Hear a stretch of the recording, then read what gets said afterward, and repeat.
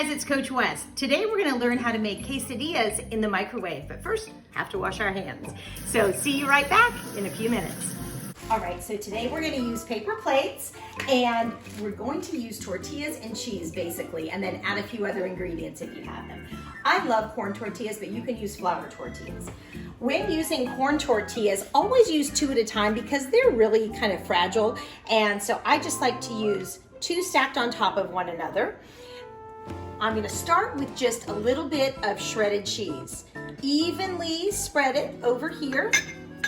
Now, if you have rice that's already made, or maybe some grilled chicken, which we had grilled chicken last night, and I have a little bit of rice left over, so I'm gonna put that in there as well. That really kind of bumps it up a little bit and takes it from a snack to like a little mini meal.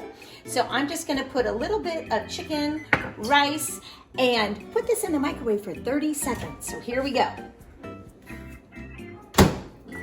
30 seconds now. I'm gonna take this out of the microwave. Even though this is a paper plate and paper really doesn't get hot, the tortilla itself is really hot, so that makes the plate hot.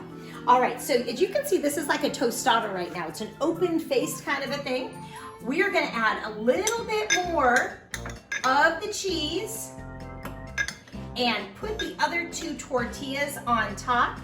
I'm gonna also add a little bit of salsa because I love salsa. I'm gonna add that in. Pop the lid on this, another 2 tortillas, and I'm gonna give it a little push down like that just to kind of make it flat.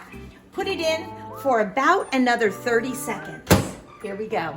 All right, so I'm getting hungry. I can't wait to see how this turned out. As I told you before, you can just use tortillas and cheese because that's really what a quesadilla is, but I like to add a little bit more in to kind of bump it up to a little bit more of a mini meal than just a snack. So now what I'm going to do, you can either cut right on this paper plate with a little pizza cutter or maybe a small knife if you have it, or you can put it, it will transfer easily onto a cutting board. So now what I like to do is start in the middle, go back, and then all the way across to make sure all those yummy ingredients stay in there. Now take a look at that. That is like a layered, stuffed, full quesadilla ready to eat. Make sure it cools well because it is pretty toasty. Have a great time.